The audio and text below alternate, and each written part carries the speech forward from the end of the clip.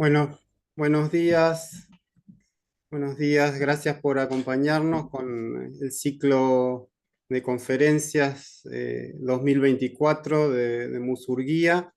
Es una alegría poder tener la sexta conferencia y es una alegría también para nosotros tenerla a Kamila Wysłucha, em, que se ha venido especializando en el Aulos, ¿no? En eh, tanto desde el costado literario como del costado organológico y práctico. Entonces va a ser un lujo tener su conferencia este día.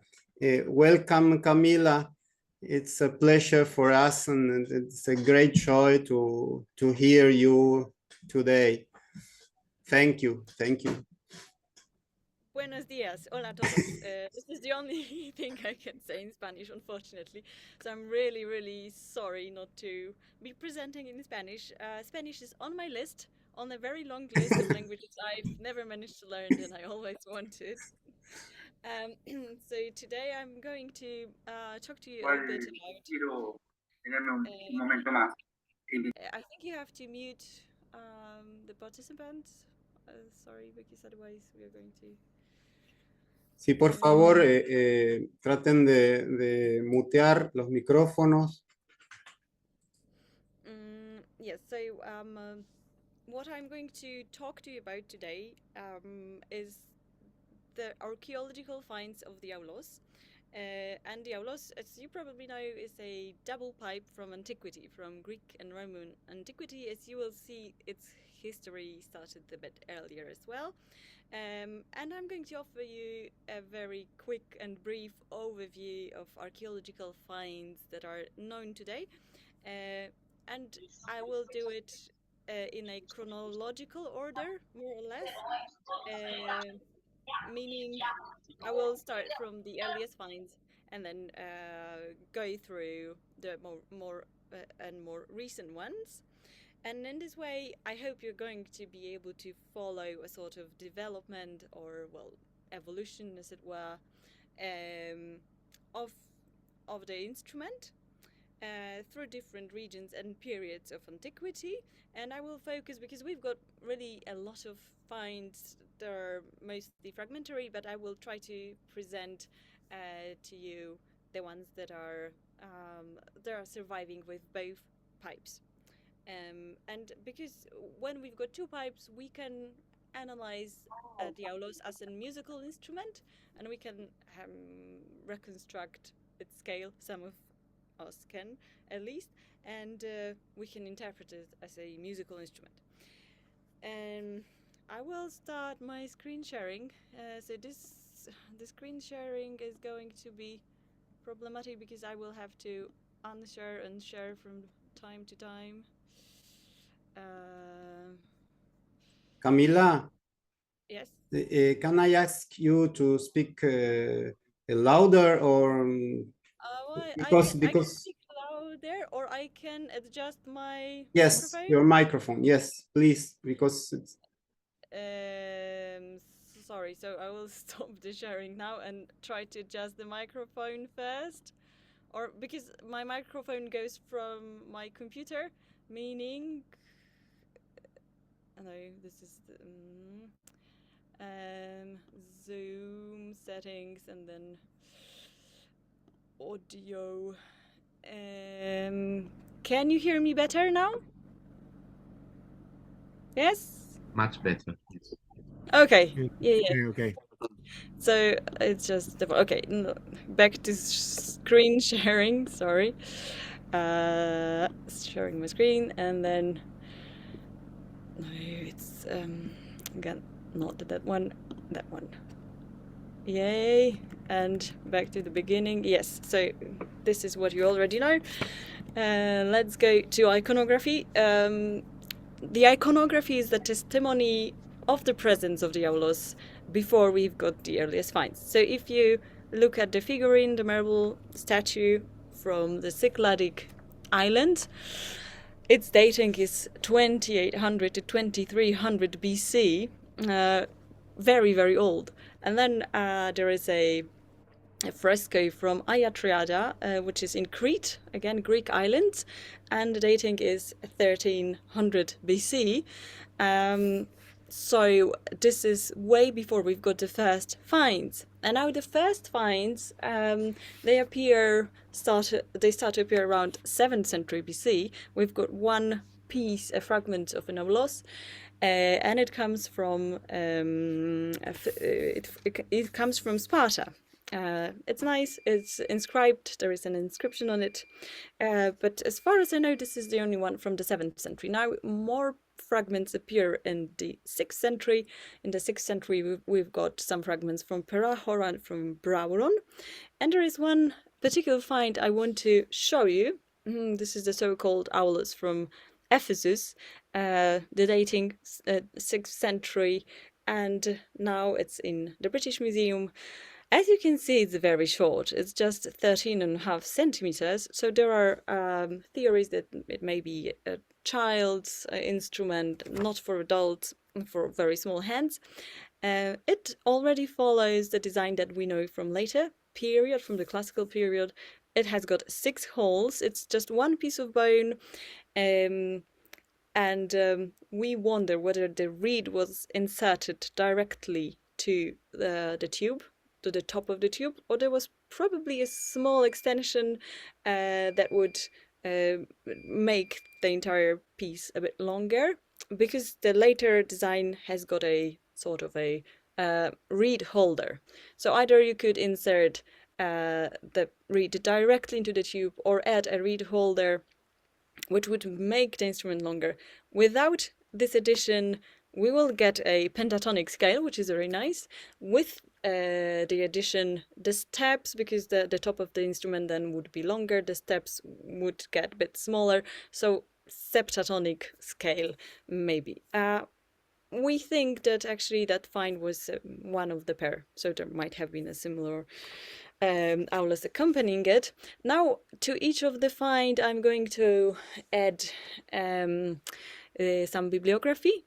A lot of the finds have been studied already, and so the bibliography covers just the most important publications. Here I would like to draw your attention to Professor Psaridakis' The Aulos of Argithea. This is a very important publication. It contains and gives some measurements of the early auloi of the so-called early Hellenic type, so the archaic and classical period. So it mentions many finds, many fragments and entire finds from those periods and compares them, so it's very important. Now I need to go to another instrument. This is one of the most famous finds. It's the so-called Aulos from Poseidonia, and it follows already the so-called early Hellenic type design. It's made from bone. The dating is the beginning of the 5th century, around 480 BC. It was found in Italy, in the Gulf of Salerno. We've got a very big archaeological park of Paestum. It was found nearby in Tempa del Prete, a cemetery, and I think it was in the 60s, so quite some time ago. Now, the design. Yes, so we've got 2 pipes. One is shorter and the other one is longer. So this is a very, very interesting design. And it's made from bone. Now, the instrument is cylindrical. We don't get a cylindrical bone of even diameter throughout of this length. So it's divided into sections. And I'm going to show you more or less what the sections like here look like. I've got a sort of a I think I need to stop the screen sharing, and I hope you can see me better now. So I've got a printout of sections, and I'm going to put together a pipe for you.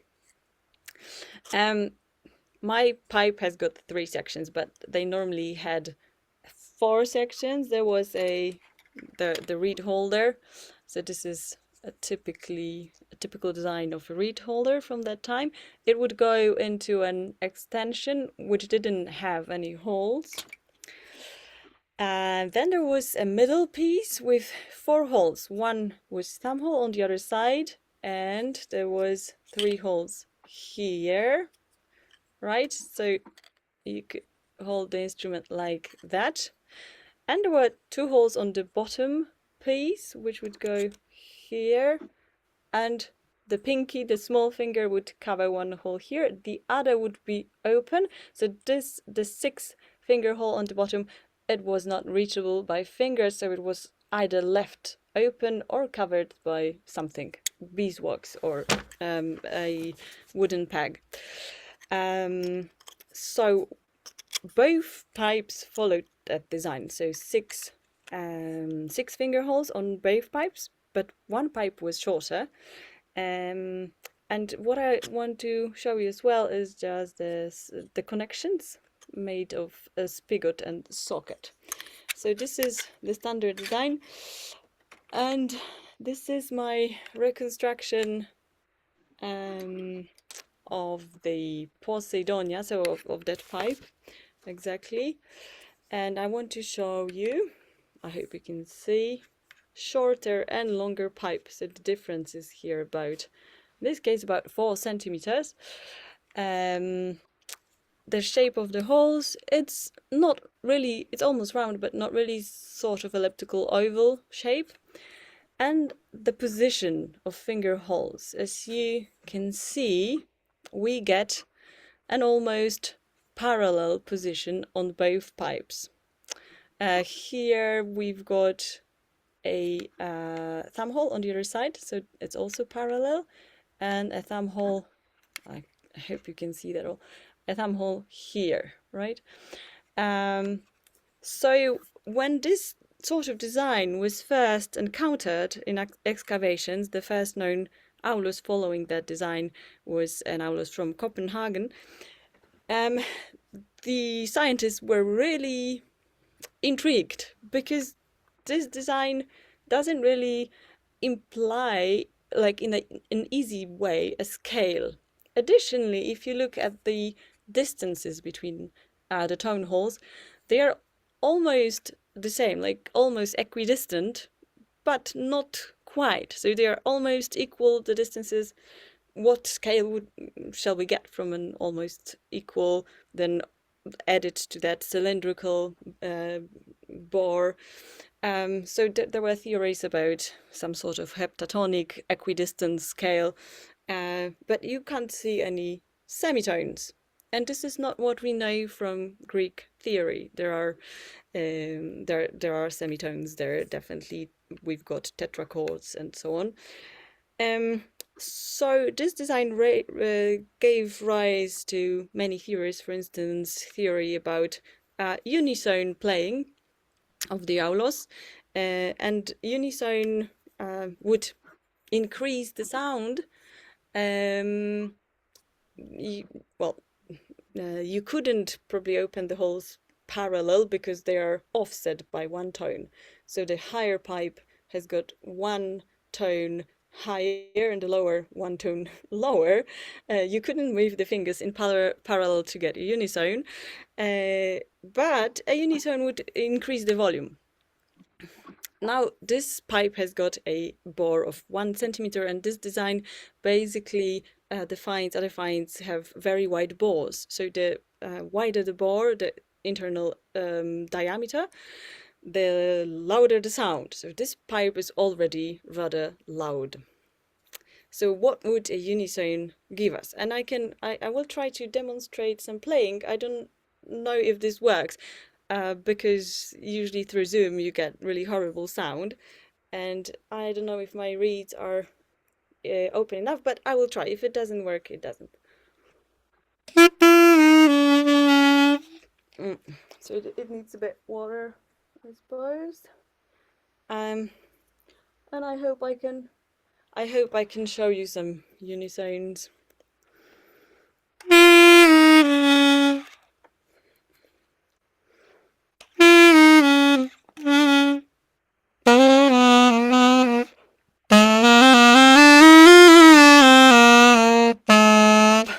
yeah, it's not very impressive right now. Maybe I can make it more impressive.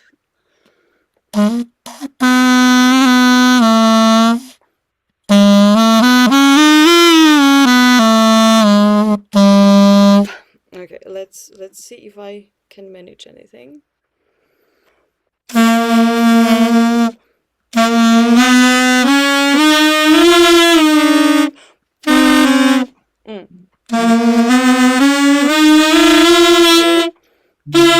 So these are our unisones, not sounding very unisony in my interpretation, but we've got 5 unisones out of all the holes, and this doesn't sound very efficient.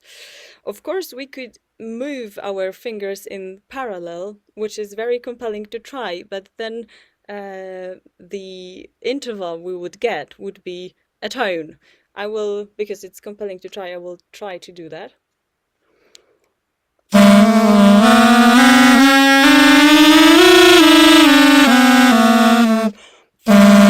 So this is definitely not what we would expect the Greeks to play. So the question is, what did they play? And music theory tells us they played fifths and fourths. So can we get a fifth and fourth out of this instrument? Let's have a look.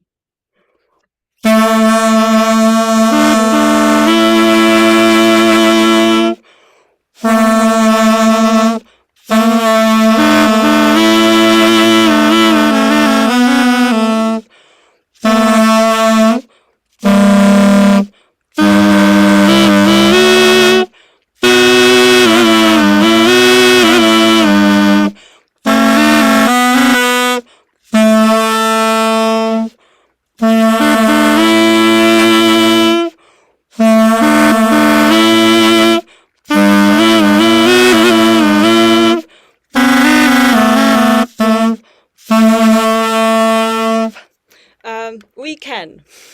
So sorry, I just concluded my own playing. We can get some fifths and fourths, and the first fourth we can get here is the fourth, that one.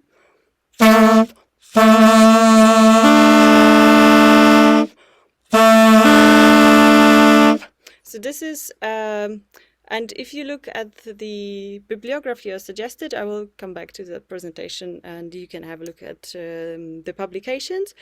So according to Professor Hagel's interpretation, this is a tetrachord that includes hypate to meze. And the lowest tone of the tetrachord is hypate, then we've got peripate, likanos, and top note is meze. If you go down from meze by one tone, you have to tune the tones because they are not whole tones as designed in the instrument. So if you go a tetrachord up,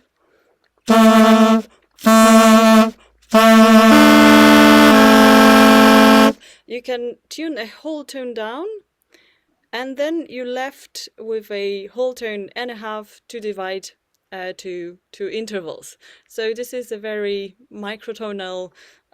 You won't get semitones. You may get semitones if you try to go for them, but you get something like 3/4, twice, 2 intervals of 3/4 between hypate and peripate and likanos.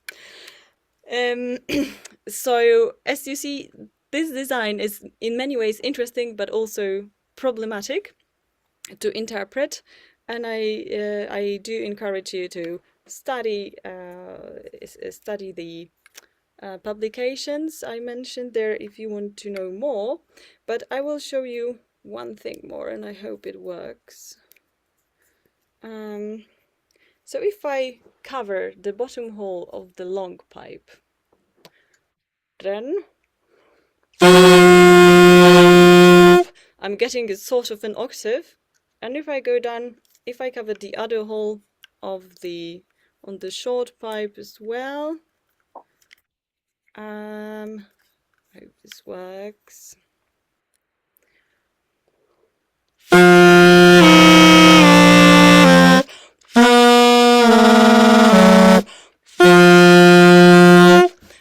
what we are getting is a scale of octave of 8 notes filled in by different intervals between a whole tone. And well, we don't get semitones here, but we can try to tune them. Well, because we've got such large holes, the tuning is it depends on us what we want to tune, really, because the intonation is very flexible. If we go for that octave,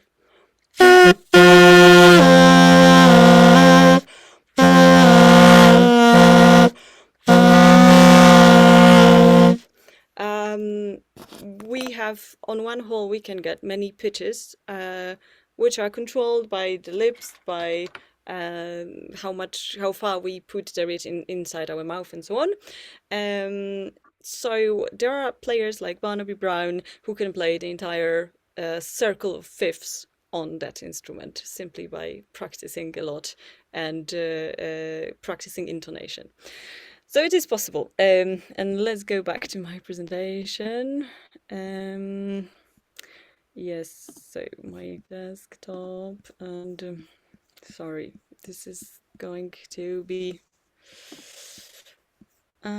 problematic. Yeah, and then I need to do that. Okay, so we are back, I hope. This is our Aulos of Poseidonia. Most important bibliography positions is Professor Tsaroudaki's publication of the Aulos. He gives all the important measurements. You can find the measurements as well in an online PDF by Reislin Moser.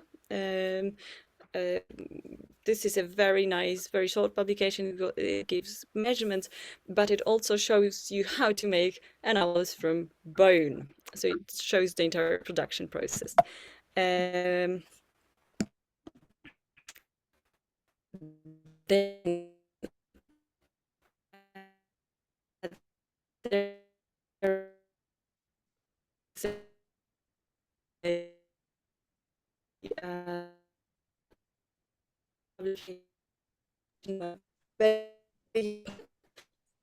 Camila, there are problems with.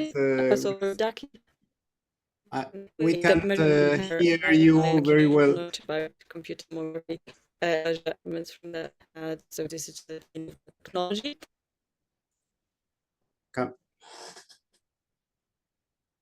Camila.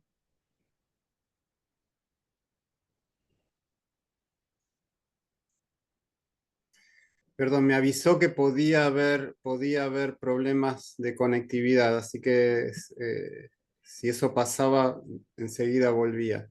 Así que...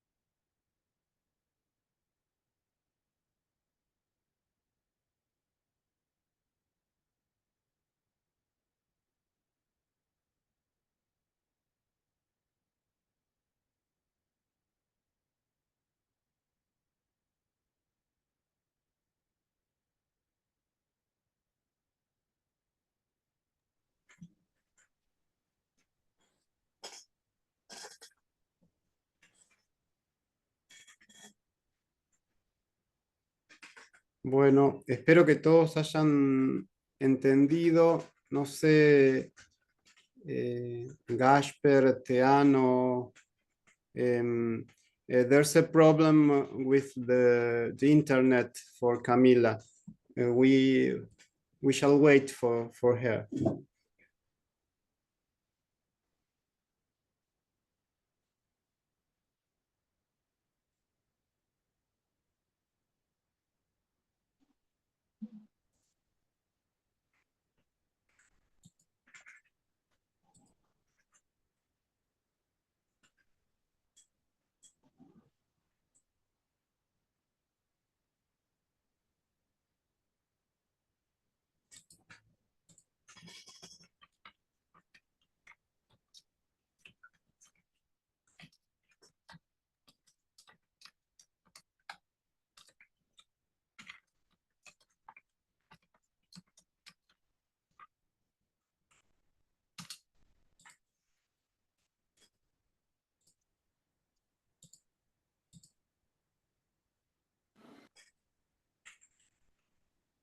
Hello.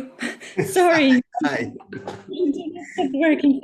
I changed the room. I hope this is going to work better. And I'm not really sure at what point I disappeared. Was I back to the presentation already, or? Yes. So I started talking about so I was back on the presentation showing the Poseidonia and talking about bibliography, or you didn't get Yes. that part? Okay. That. Yeah. So I will just use that moment when I am still in full view, and I would like to like draw your attention to one more detail, which is the bulb. I'm really quite obsessed with that bulb. It doesn't play any acoustical role. So inside the bore is cylindrical. So it's a sort of an embellishment, or at least we haven't uncovered its function, its acoustic function. But I reconstructed the bulb, and you will see a similar reconstruction in, for instance, Reichlin Moser, because the top in the original, in the find, the top of the bulb is missing. So we don't know what happened there. But based on other surviving bulbs from similar periods from the 6th and 5th century BC, I think that this reconstruction is actually wrong. So at the top of the bulb, you've got a sort of a flaring reed seed. We call it reed seed, reed cup. We don't really have fixed terminology for Aulos pods. And I reconstructed in the same way as many reconstructors do, like Reichlin and Moser and so on. But I think it's too long. This is a bulb I reconstructed based on photos from 5th century of a nice find, not really published, from the Black Sea, from Bologna. And it's, as you can see, it's much shorter. We have to take into account that the bulb went into the extension by about 5 millimeters, or maybe 9 millimeters. So the bulb would end here, and you would insert reed here at the top. Then there is a bit earlier bulb from Perahora, 6th century.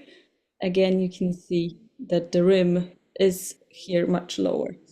And this is a reconstruction of the Poseidonia bulb, which is the original length, so with something missing at the top.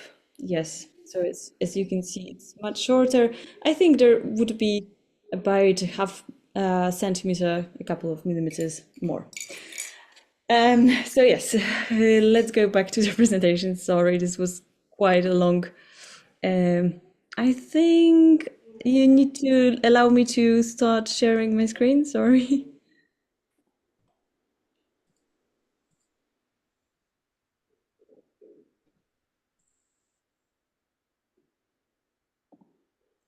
Okay, I think this should work now. Yes. No, it's fine. I can share the screen. Then I just need to. I just need to do that. And this somehow move it a bit. So yeah. Okay.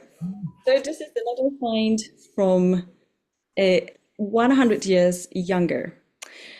And as you can see, the design is very, very similar. It's a different place. It was found in Greece, in Pydna, which is Thermae Gulf, and now it's in the Museum of Thessaloniki. It's 100 years younger, totally different place, but the design is basically the same.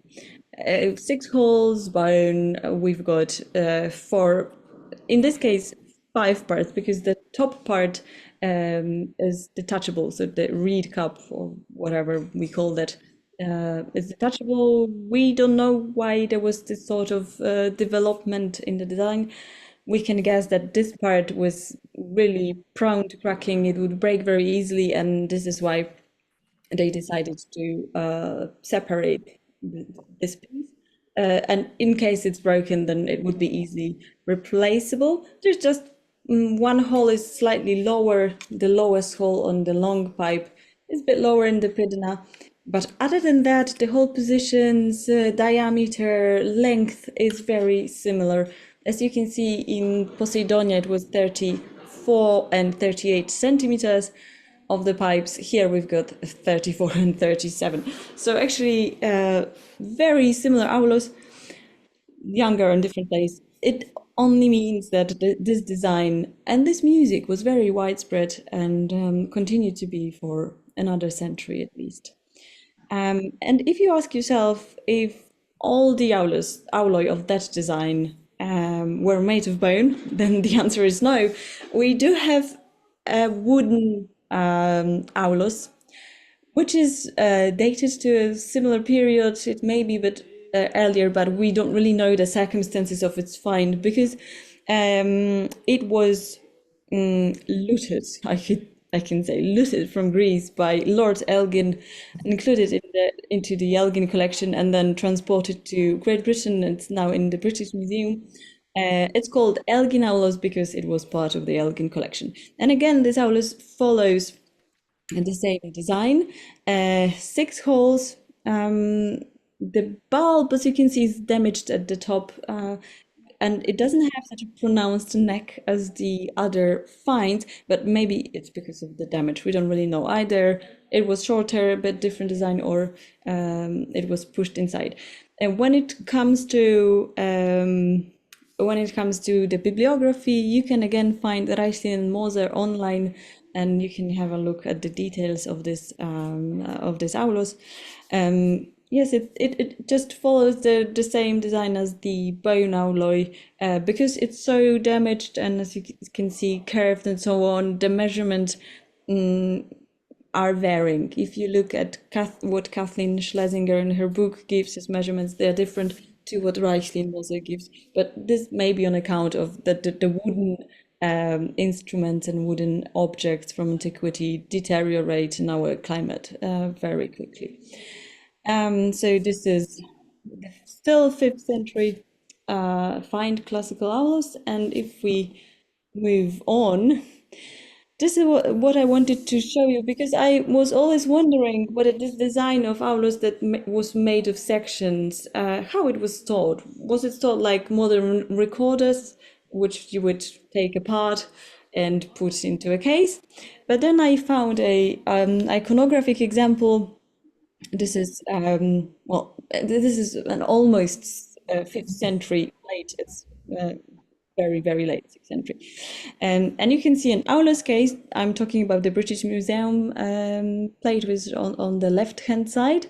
You can see an Aulos case with 2 pipes sticking out, and the case is called Sibene in Greek, and you can imagine that actually when they were made, the bone auloi, the pieces were glued together and were always kept as just the entire pipe. They wouldn't be taken apart and stored separately. The reed was stored separately. You can see a box attached to the case. It was called glottopomeon, and it contained the reeds.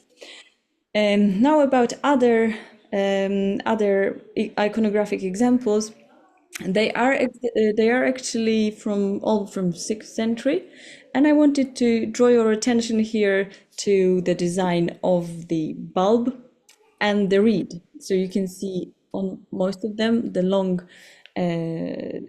stem of the reed, and the bulbs with necks very differently depicted. Some are thinner, some are a bit larger. And the position of the fingers on the instrument. In all the instances you can see here, the holes are covered with phalanges of your fingers. Phalanx is the fleshy part. So not with the fingertips as we play the instruments like wooden or woodwinds today, but with phalanges. And then the instrument would be kept more or less in that position, so the thumb would support the entire pipe and the phalanges would close the holes. And then the movement would be like that, so perpendicular to the tube, meaning on all of those depictions, all the fingers seem to be on the pipe covering the holes, but actually you can't really see that movement in that depiction.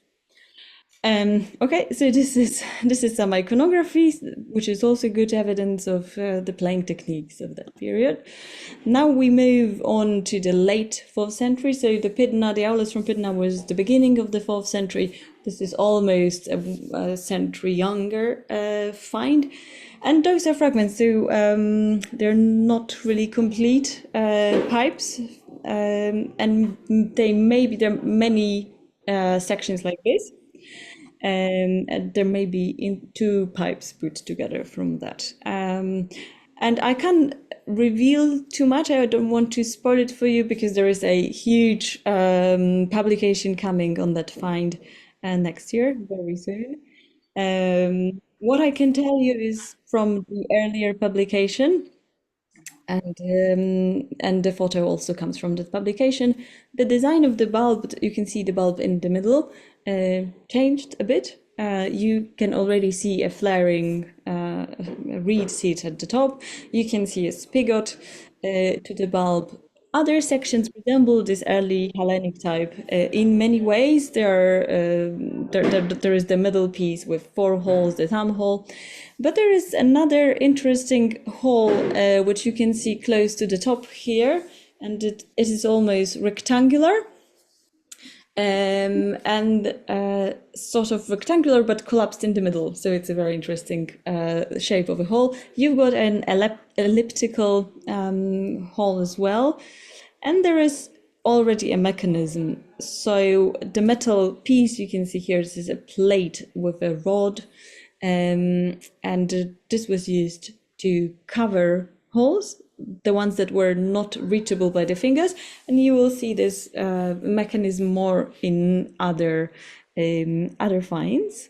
Okay, so let's go to the next find. This is the find from Taranto. Taranto is in Italy, in Puglia. Puglia was once Magna Graecia, so it was part of Greece in a way, especially the regions next to the seaside. And this is fragments coming from a slightly different period, from the 3rd and 4th century, and they may come from 3 different pipes. I included them in the presentation because I basically for comparison, I wanted to compare them to other more complete finds. And the development in the design you can see here is basically metal parts that begin to appear. Here we've got a very small metal key on the right hand side of the photo with a pinhole. I don't know how the mechanism works because this find is actually not published. In the bibliography I included a publication that describes it and gives some very rough measurements, but it has never been really interpreted in terms of music archaeology. But I can imagine that the mechanism worked like this, that there was a wooden, a bone tube inserted into what you can see here. And then the hole would be covered and closed by turning the bone piece inside.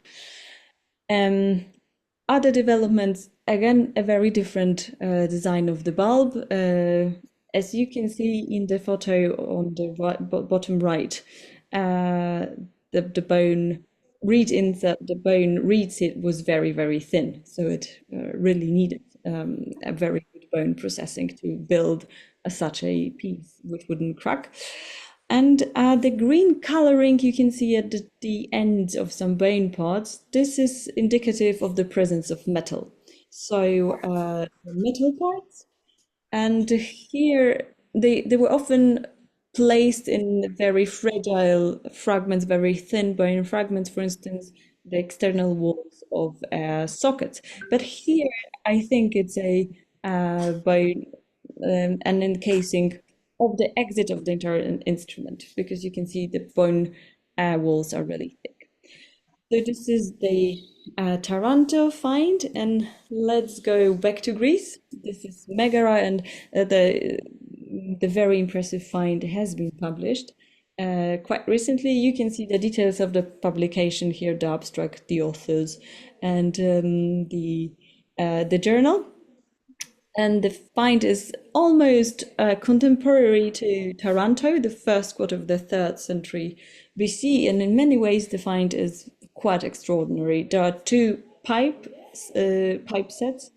So two pairs found in two different graves. So one pair was found with a skeleton of a young woman, and the other pipe was found in a different grave with a skeleton of a middle-aged man, an older guy. And if you look at them, they're very similar to Pydna, very similar to Poseidonia, so the early Aulos type. But they actually have mechanisms, and they are longer. So if you look at the length, we had 34, 38 centimeters for Poseidonia and Pydna. Here we've got 50 to 56 about. So again, they are sort of the same length, very similar design. They've got 8 holes. And the 3 additional holes are covered by mechanisms. The key work was taken off from one of the finds, from Megara 1, by the archaeologist. And you can see the key work here in the display case in the museum between the pipes. So it consists of a metal plate with a metal rod, and then there is a sort of an eyelet, a rectangular eyelet, and into this eyelet was a pin inserted, and by this means the mechanism was fixed to the instrument. And this is a slider, so in order to cover a hole, you would slide down the metal plate, pushing down the whole rod and the slider by your finger. And then in order to uncover the hole, you had to pull it up by the same finger.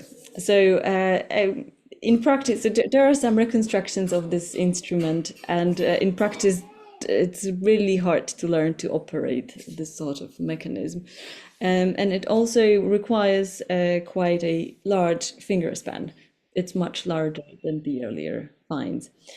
So there are 2 rods next to Megara 2, and they were used to uncover and cover the spigot, the syrinx holes. And the syrinx hole was a very tiny hole. I don't know if you can see ones on the Megara 1 maybe. So very tiny holes next to the bulb, and they enabled overblowing, so blowing to a higher register. Poseidonia has got such holes, syrinx holes. I did not include them in my printout because I'm not so technically advanced, but maybe if I progress, I will do this. If you played an instrument with that, you needed them constantly to be closed unless you were using top register. So this is a very impressive find from the Megara, and let's go to the next one. We've got another fragment from Taranto. So this is fast forward almost 2 centuries. We are now in the 2nd and 1st century BC in Italy. And I included this find because it's a great comparison to what you could see here. So the Oxus. Oxus is in Tajikistan, right? So it was the 4th century BC in Tajikistan. And this is Taranto, Italy, almost 2 centuries later. But the design is quite similar. The shape of the bulb and the reeds is similar. We've got sort of triangular, oval triangle holes. We've got some metal parts as well. Some serve as reinforcements to the bone walls, but other serve as part of mechanism. And here we've got a very interesting mechanism, the rectangular hole you can see here, which is covered. It was actually a hole. You could turn the bone piece that is inserted inside, and open the hole in this way. And the green coloring you can see on the bone, it comes from metal, from contact with metal. Okay, so this is Taranto, and here we've got another very impressive find from Meroe. Meroe is in Sudan, in modern Sudan, so very far from the Mediterranean. And this is the last years of the like the BC time, just before the current era. And there is a huge publication coming next year. So next year is going to be a year of Aulos publications. So this find is going to be published next year. So I can't reveal too much about it. It's going to be published by the authors you can see here in the previous publications. So there are some snippets of information you can find in the two publications. One is accessible online. But this is a set of pipes. The design of the imperial Roman imperial aulos, we think they were made in sets. And this is one of the most impressive sets that we get, because it's 6 instruments, 12 pipes altogether, and the longest are more than a meter long, so very long instruments. And now we've got bone parts, so the entire core is made of bone. There is a bulb of a totally different design. And then the first layer is metal, so the bone is covered metal, and the second layer contains mechanisms. As you can see here, sliders as well, similar to the ones we already met with regard to the Megara, but we also have side tubes. So the 2 chimneys in the middle, you can see those are the side tubes, and we also have revolving turning rings. Okay, so if you want to know more about this find, please wait for the publication, which is coming very soon. And now let's go to a very, very famous find, the so-called Pompeii pipes. And the Pompeii pipes were discovered in Pompeii in the 19th century, so they have been around for quite long. And you have to realize that Pompeii is a quite extraordinary place when it comes to archaeology and Roman ruins in general, because it preserved for us the Roman town with its architecture, but also with some signs of daily life. But in many ways, Pompeii was an ordinary town, because it was not half as posh as Herculaneum, which is nearby, or much smaller than Naples. It was just a town of not very rich, not very big. It was a port, so there was some diversity, some exchange with other cultures. But the number of Aulos finds from Pompeii is very big. It's very significant. So it shows that the Aulos was an important instrument in the Roman imperial period. So this is one of the most important finds, because it's rich. Some of the parts are made of silver, and it's a set of pipes, of 4 pipes. It was found in the 19th century, as I said, and has been around ever since. It inspired the entire movement of music archaeology, and lots of archaeologists were trying to interpret the find ever since.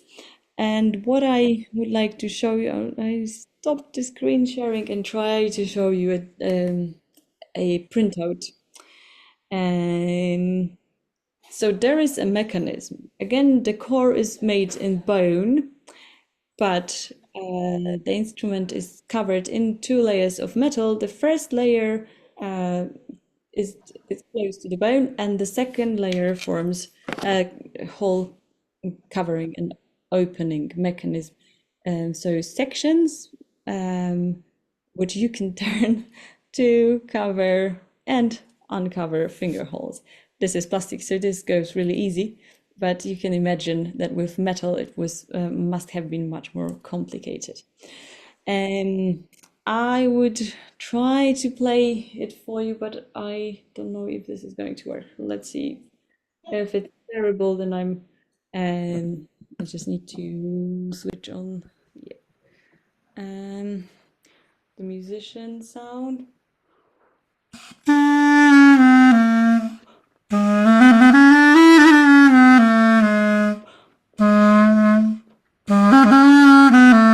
So my reeds dried out in the meantime. If it's not working, then I'll just let it go.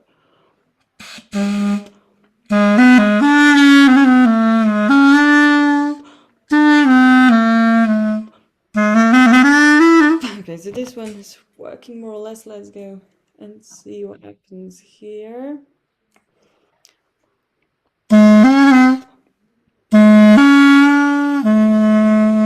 We may get a unison.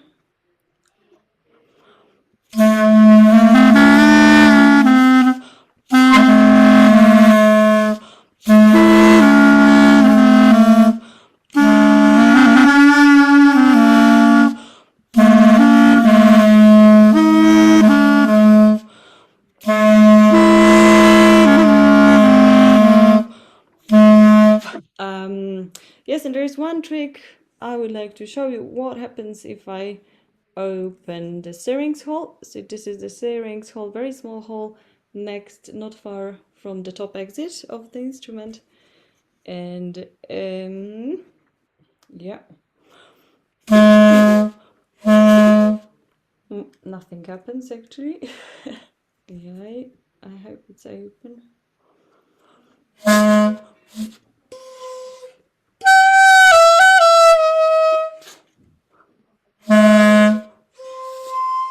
No, it's the reed is too open now, but there is an overblowing. You could hear an octave, and the overblowing in cylindrical pipes should be an octave and a fifth. Here, I think it is less, maybe an octave. I haven't looked into the acoustics yet. What happens and why the overblowing is a bit lower. It works usually with rather closed reeds.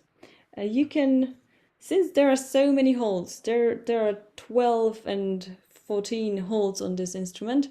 You had to change hand position in order to access the lower registers. So what happens if we try to close some holes? So this is number 2. Here I'm closing. Hope they are sort of airtight. Yes, and let's see if I can access the lowest notes.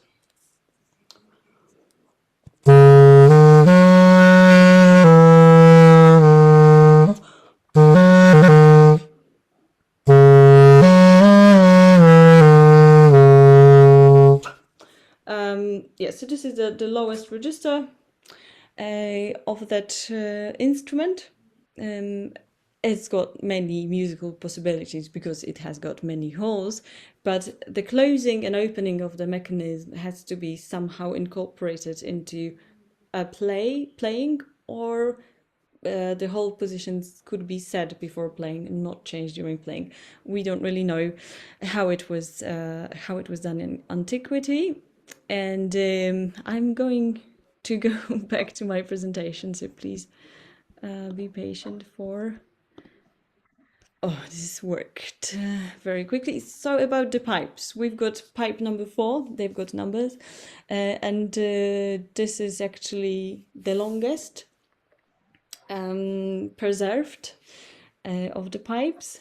Then we've got number 3, and if you compare number 3 and number 2, you can see that the whole positions are parallel. This is why they play so nicely together. So my reconstruction is of 2 and 3. There is one difference. This is one silver ring is missing on pipe 3 on pipe 2. But otherwise, the hole positions are pretty similar. As you can see, they are not in a perfect condition. They have been around in the museum for a very long time, and they had many adventures, so they are in much worse shape than after excavation. Then there is pipe 1. It looks the shortest, but we found its bottom piece, so in reality it's just a bit longer. So this is the Pompeii find, very nice and impressive one. There are more finds from Pompeii, so we have to change this name because now we've got much more pipes found in the museum and in the Pompeii. This is a set of 9 pipes from Fondo Prisco, and the publication is again coming next year. Just one pipe of this set has been published so far.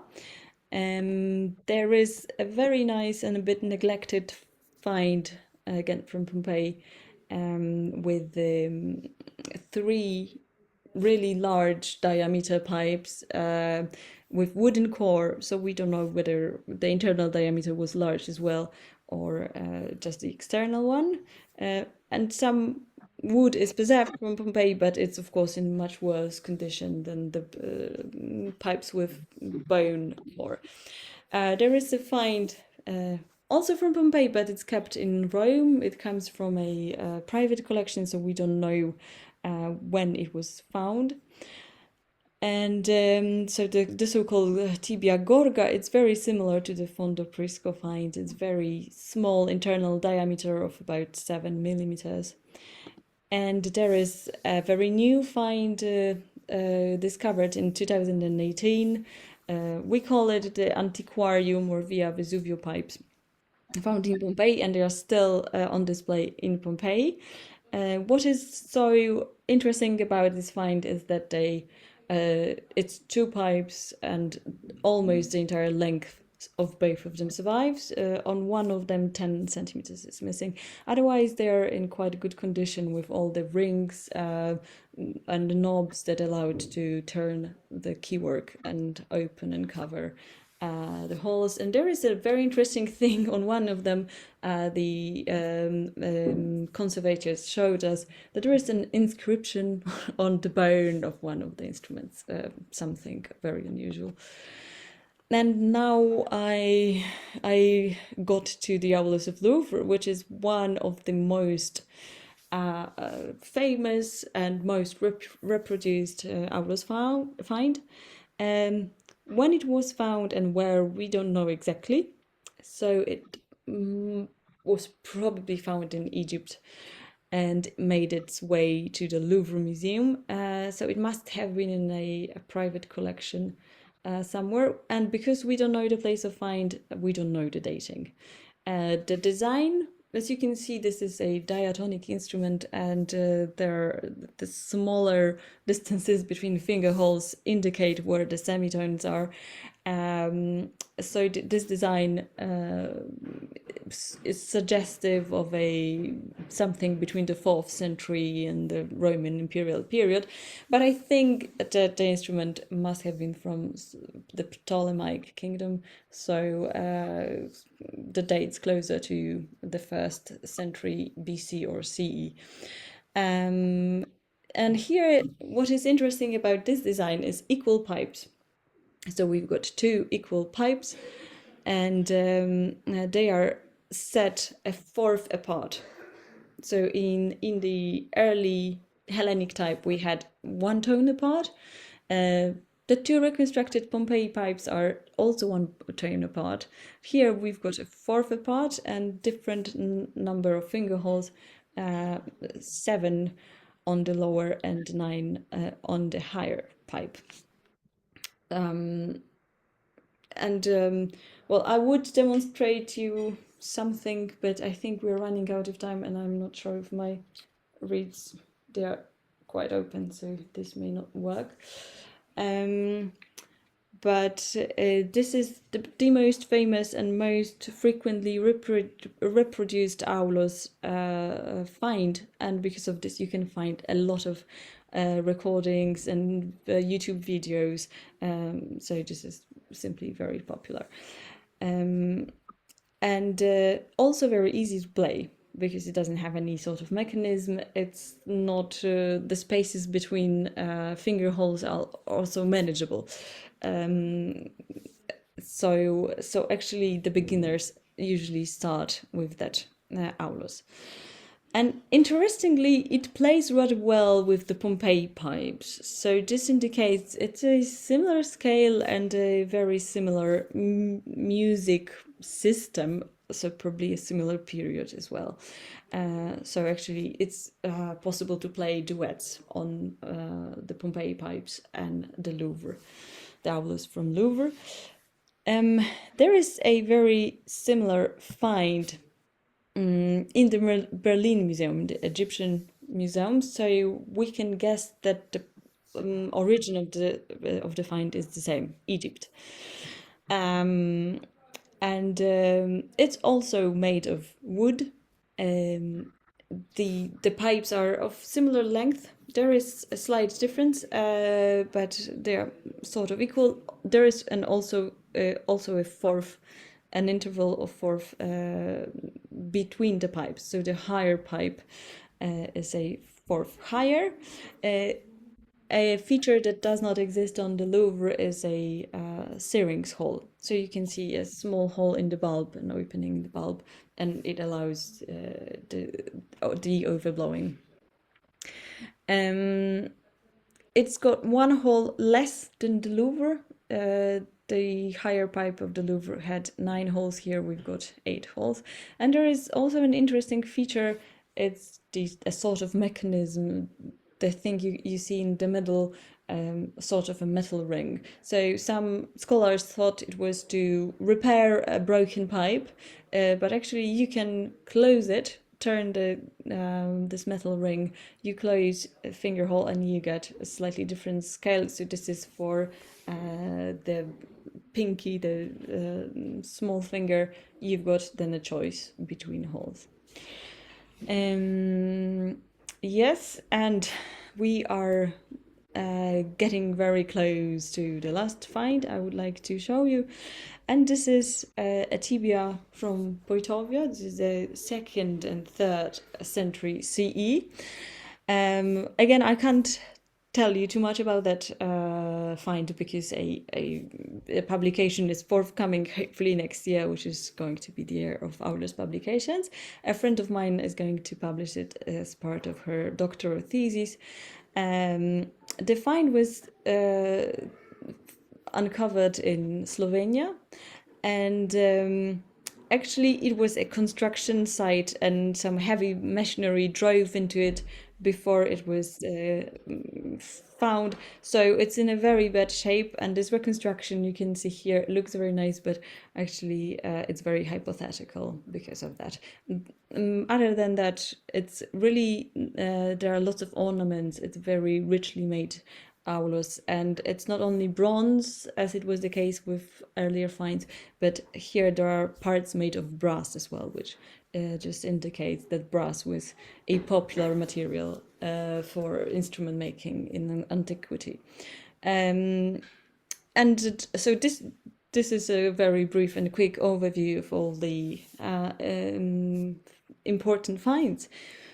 And as a conclusion, what I could offer you as a conclusion is perhaps a thought that the study of Aulos, this journey, is just the beginning, because during the time of West's seminal book, which was published in 1992, very little and very few finds were known, and very little was known about the playing techniques. So what West wrote in his book is no longer valid today. He also had this theory that the Aulos was played in unison and so on.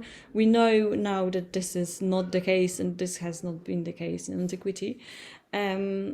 And there are each year there are new finds coming, not only whole instruments but also fragments and so on. So this is a very exciting journey, and we hope it is going to take us to some interesting and fascinating places. Thank you for your attention. I hope you have some questions, and I hope I am able to answer some of them. Thank you.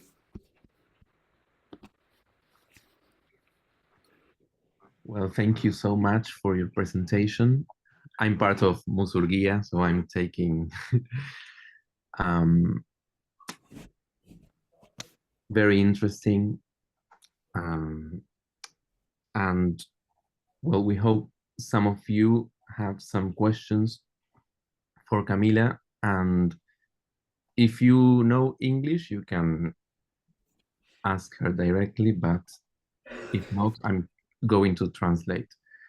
Así que si alguno quiere hacer una pregunta en inglés, lo puede hacer directamente, y si no, intentaremos traducir.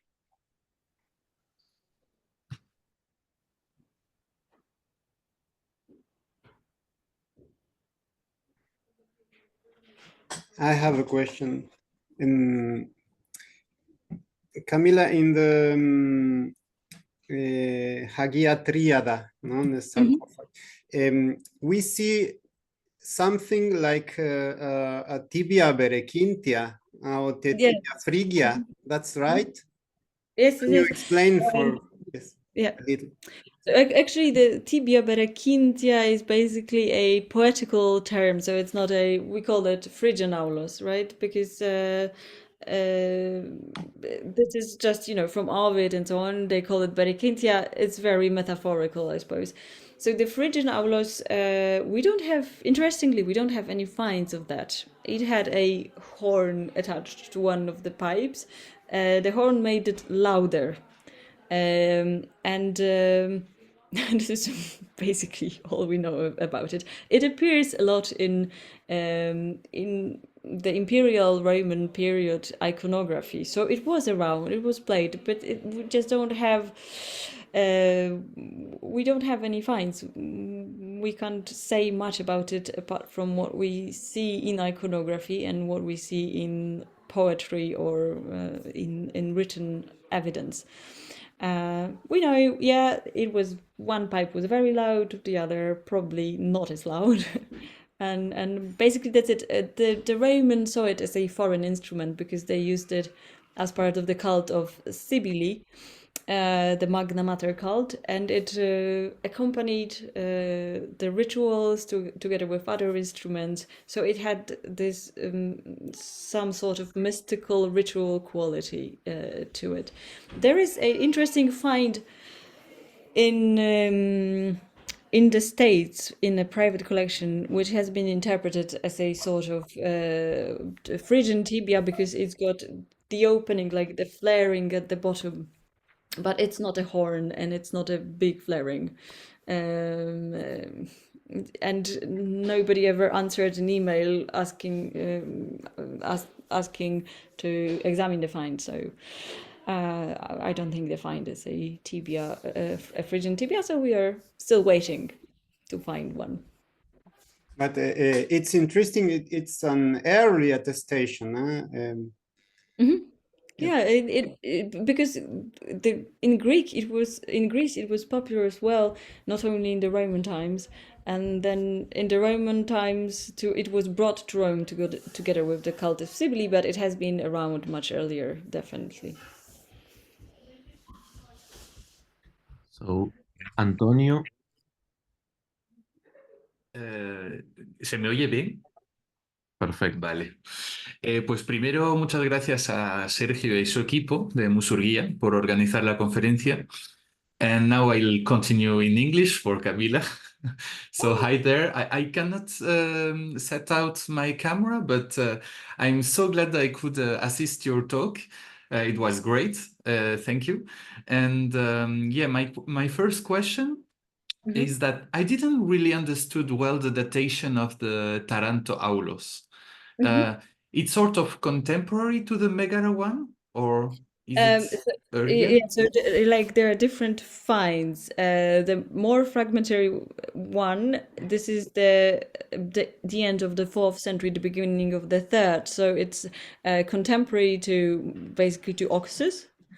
And there we don't know how many pipes the fragments come from, but the first find is sort of between the end of the 4th, so the end of the classical period, the beginning of the Hellenistic, and the other one, the better preserved, is between the 2nd and the 1st century.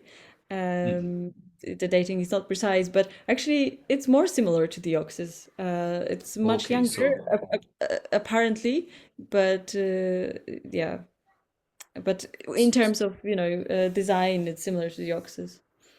Okay, so clearly Hellenistic and not that much neoclassical like the Megara one. But the Megara is younger than both Taranto and Oxus, but yet it looks a bit more. It has got a mechanism, but it looks more like classical, bigger bore and so on, and the whole shape of it's more classical, but it's younger. Okay, my second question, if I may, is that you say that Taranto Aulos had one of them had a rotative bone, so it's not metal, it's bone that rotates around another bone inside. So it's bone against bone. Yes. Wow. So I think definitely the younger one, the one from the 2nd or 1st century BC, the rectangular hole you can see there is another one, a bone piece inserted inside, and if you turn the bone piece, then the hole opens. So but there is the same mechanism on the Oxus Aulos. I'm not part of the publication of the Oxus, but I had a look into it, and I know that there is the same mechanism. So it must have been earlier, is that you just open one bone part by rotating, turning the other one inside. That's great. That's amazing. So do you think that maybe Megara Aulos would also have been covered with bone collars for the finger operated holes apart from the metal sliders? Because no. I think it would be much easier to play like that. Like you can have the Megara one. But with the Megara, I can just show you my Poseidonia. The Megara is like 5 here and 3 additional here. So this one and 2 more. And then you've got the sliders that open and close the 3 additional one, but you can operate the 5 ones here with your fingers. Right? Yeah. But yeah, I so think there is no need to I think we have to talk about this in private because I will monopolize the discussion here. Yeah, and finally the last question. It's very quick. Your Pompeii Aulos, is it totally printed or is it partially printed? So like covered in metal? No. It's painted. It's terribly painted by me. No, it's not covered in metal. It's totally printed. I painted Looks it. like metal. It's really good. No, the color here is cool, the gold, but the silver is terrible because I bought the paint in Croatia on holidays in a shop for carrossery for cars. Because I can't find nicely shining silver for the prints on the market. So as you can see, this is coming off, like the silver is coming off, but the gold is a nice paint, acrylic one, and it looks okay. It is really amazing, and by the way, it definitely gave me the motivation to begin to work on Aulos once again. So thank you so much for your talk. Aulos movement is missing you, Antonio. Oh. At least I am That's missing really. you. I don't know about other people, but I'm missing you also because, yeah, between bassoonists, yeah. we have something in common. Yeah, thank you so much again. Thank you, Sergio. Thank you, Pablo, and all the Musurgía team. And yeah, I leave the others ask the question. Thanks. Gracias, Antonio. ¿Alguna otra pregunta? Yes, I have. I don't speak English pretty good, but I try to make the question. I don't speak Spanish as well because I'm a Brazilian. So I've studied about the Aulos and the role of the Aulos in the Greek society, and but I didn't have idea about the role of the Aulos in the Pompeii. Mhm. I want you to tell me a little bit more about it's in a worship or something like that in the cult, the use of the Aulos in this period of the Roman Empire. You're asking where the Aulos was played, right? In the Roman period? Yes. So Yes, actually, all the our role of the Aulos. So in the Roman world, the Pompeian finds all we have come from houses. We don't have anything from any temple. We don't have anything from a theater. They are all found in houses. Some houses are not very rich, but still they had the instruments. So we think that they were played at home. And if you look at the design, the aulos, the bore is very thin. So we've got, if you have a thin internal diameter, then the sound is not large, it's rather quiet. It's too small for a theater, it's too small for a temple, so they won't play loud enough for big open spaces, unlike the megara, which the megara and the other, like the Poseidonia, which are thicker and they've got larger internal diameters. They were probably played in theaters, but these might have been played just at home, just for offerings, because they had offerings, or just for entertainment, for fun. And this is the aulo we find it just in Pompeii. It's just the domestic environment.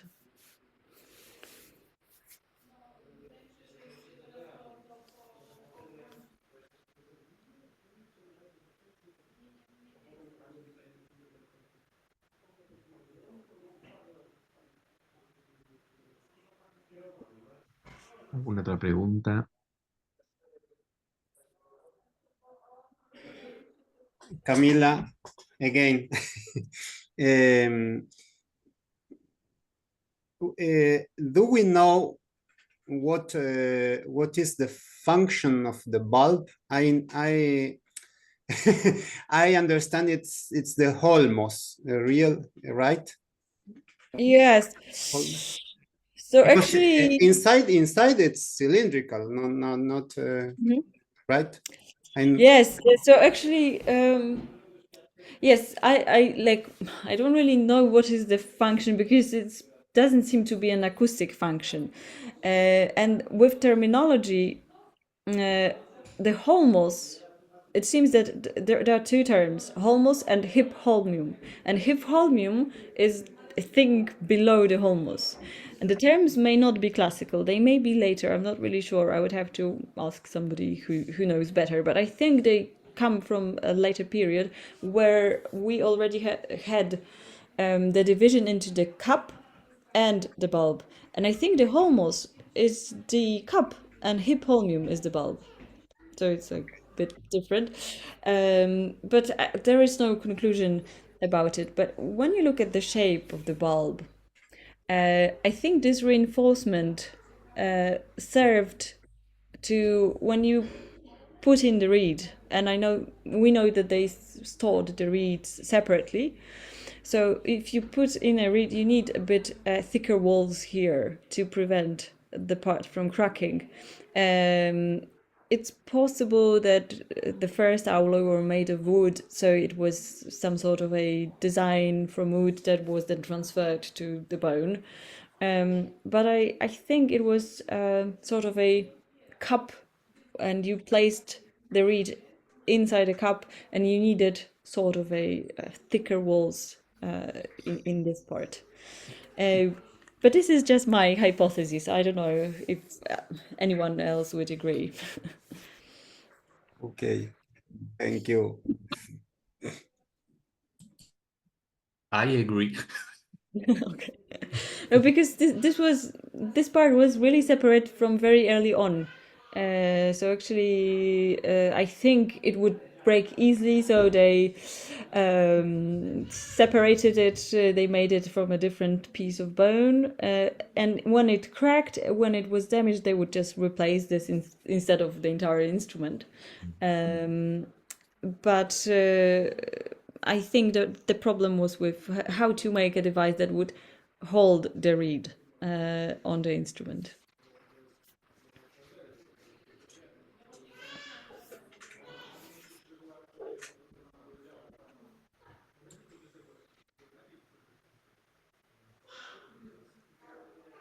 Daniel. Hi, Camila. How are you? No long no see. Yes. Hope everything is good with you. Congratulations with on this nice overview of the different remains we have. Just a wild question, or rather, not wild. I am always bothered when we start to find on when you know that I come from a different domain where our double pipes are very short. Mm-hmm. And I always and I try to wonder when all the double pipes started to became much longer in time. I remember some geometric depictions from Greece where there's short pipes as comparables to the Mesopotamian ones, but do you know when this the double pipes started to become as long as the Louvre Aulos or the tibia, or this on the context in which What do you mean by long? So those are long or those are long? So okay, there are because like comparable maybe to so the the Posidonia. classical, yeah, so the Posidonia, they are 34, 38 centimeters, but then the Megara, which is already Hellenistic sort of, is longer than that, right? Because this is 50, I think the entire instrument is 50 with those two extensions, 54 centimeters. But then the Megara is 56. So the Hellenistic Megara is longer. And I think this is when the pipes started to be longer. It's the Hellenistic period, the end of classical, the beginning of Hellenistic, where the Megara has got additional 2 holes on top of the 6 in the classical period. Yes, and you know, they were already very long in the time of Meroe, which is, I think, 1 meter and 20 centimeters, the longest pipe, which is wow. And if you look at iconography from Pompeii, some pipes are as long as a person, almost that long. So some of them were very long. So those pipes from the geometric period will be much even shorter than these pipes, right? You mean like the archaic? No, I think yes. the archaic, like the 6th century, because you know the first find we've got is 7th and 6th century. So the 6th century might have been this design, I think. The Perahora one, even though we don't have the entire instrument from there, but the fragments that are there, they're very similar to the Posidonia. So this about 40 centimeters, they could have been in the archaic period. And if you look at the Triada sarcophagus, they don't seem really short. They don't seem shorter than 30 centimeters. I see.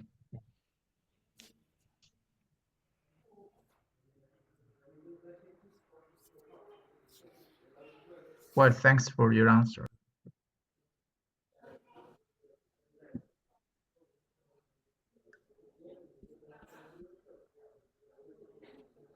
¿Alguna más?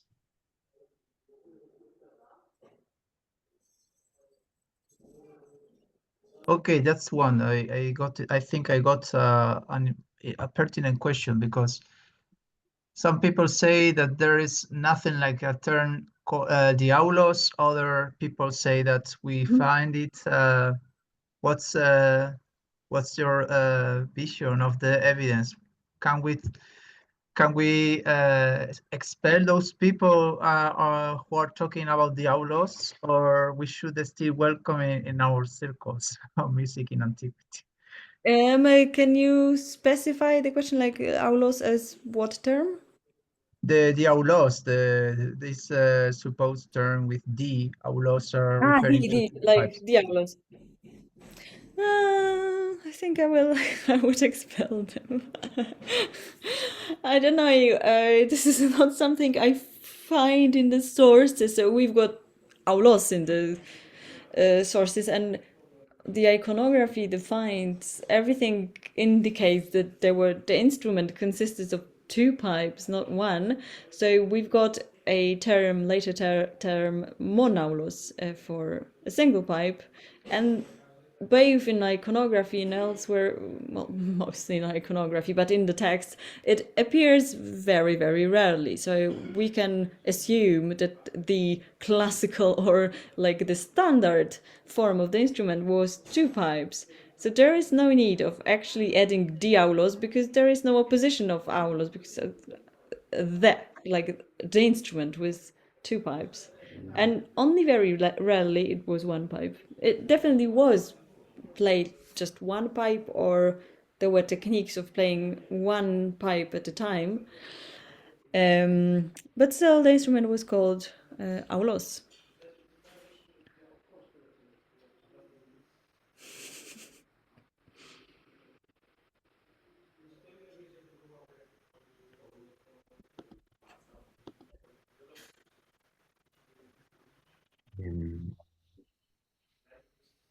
Bueno, muy interesantes todas las preguntas, así que si alguien más tiene alguna para sacar el jugo a esta situación.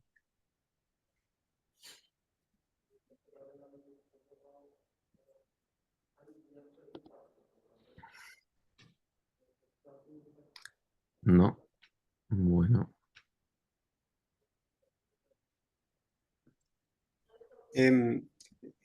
Kamila, what you have said about the Aulos, and I don't remember.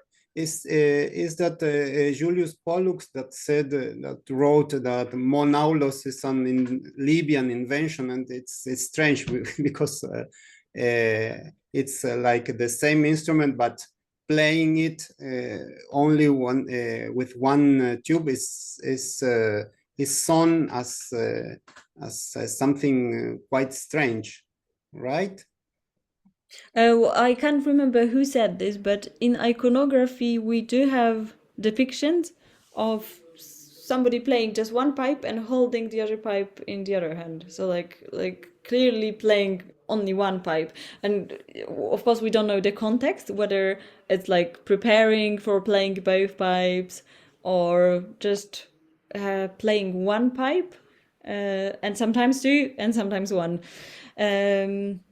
We don't know, but there must have been such a technique of just playing one pipe at a time.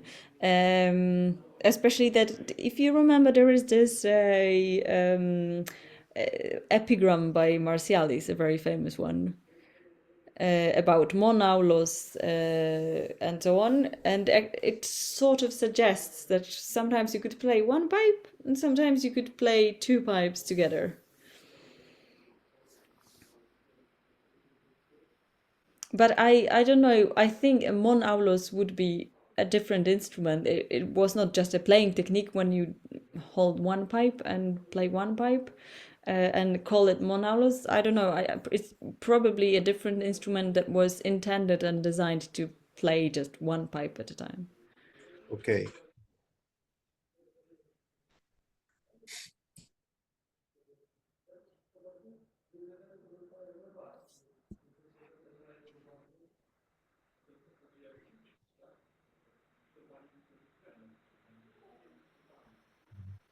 Bueno. Estamos. No sé. Well, Kamila, thank you so much for trusting in us and being part of this. Gracias a todos por estar, por escuchar, por sus preguntas y nos vemos en la próxima, ¿no? Thank you so much, Kamila. Yes. Thank you. I was totally honored to be here, and I'm really sorry not to be able to speak any Spanish.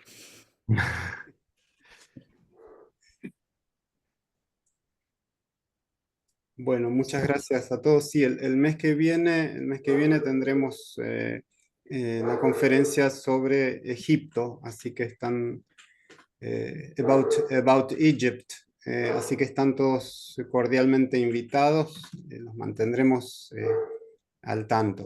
Muchas gracias a todos, ¿verdad? See you soon. Thank you very much, Nos vemos. Kamila. Gracias. Thank you, Kamila. Thanks.